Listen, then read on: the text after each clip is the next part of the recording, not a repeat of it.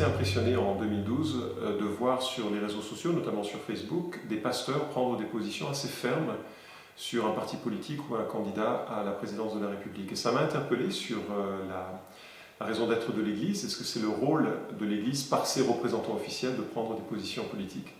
J'ai demandé à Philippe Viguier de reprendre un certain nombre de messages, d'enseignements que j'avais donnés sur la question de l'engagement de l'Église en politique, et d'en faire un livre.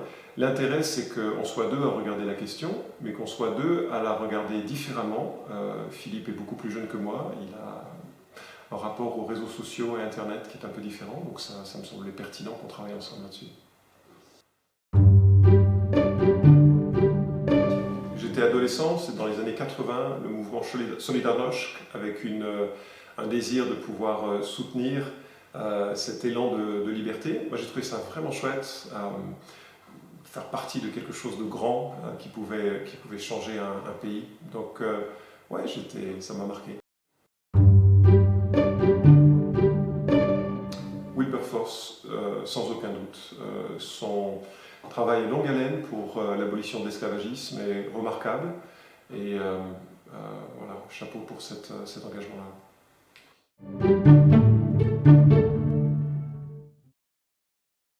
L'édit de Thessalonique en 380, Théodose Ier exige que dans son royaume, tous les gens soient chrétiens et qu'on suive le christianisme.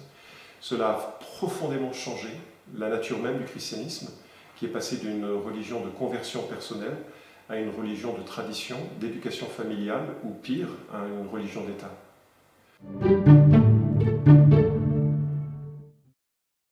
Si c'est là un appel personnel, oui, on peut être un chrétien et un élu, en sachant que ce sera difficile, mais je ne crois pas qu'on est amené à porter une politique chrétienne. On est amené à porter une politique en tant que chrétien, imprégnée d'éthique chrétienne et des valeurs qui sont nos valeurs, mais je ne crois pas qu'on le fait au nom d'une église. L'apôtre Paul demande à ce que l'on prie pour les autorités afin que nous menions une vie paisible et tranquille, en tant que chrétien. Donc il me semble que le critère principal, en tout cas que j'essaye de suivre, c'est je me pose la question de savoir quel parti va favoriser une vie paisible et tranquille pour ceux qui ont une liberté de conscience particulière, celle des chrétiens. Parce que la liberté de conscience est la plus fragile des libertés.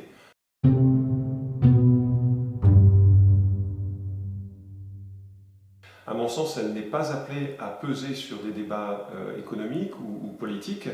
Elle doit avant tout inviter tous les hommes, toutes les femmes, quels qu'ils soient, à bénéficier, profiter, jouir d'une communion, d'une relation avec Jésus-Christ, et que de là, par l'exemple que l'Église donne en son sein, elle puisse donner un autre schéma de vie à la société.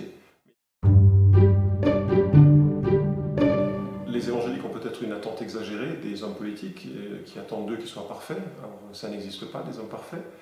Deuxièmement, les évangéliques réalisent que le problème des humains est dans le cœur de l'homme et pas dans la société. Et donc l'action politique est nécessairement dans un registre qui ne leur convient pas, puisque les évangéliques mettent l'accent sur la nécessité personnelle de mettre sa vie en ordre avec Dieu et que cela se reflète ensuite dans la société.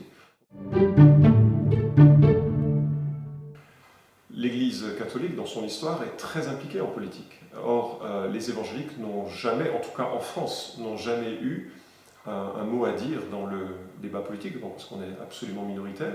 Puis aussi, je crois, j'espère en tout cas, parce qu'on a bien compris que les évangéliques, en tant qu'évangéliques, n'ont rien à dire, n'ont rien à faire, en tant qu'Église, j'entends, dans la sphère politique.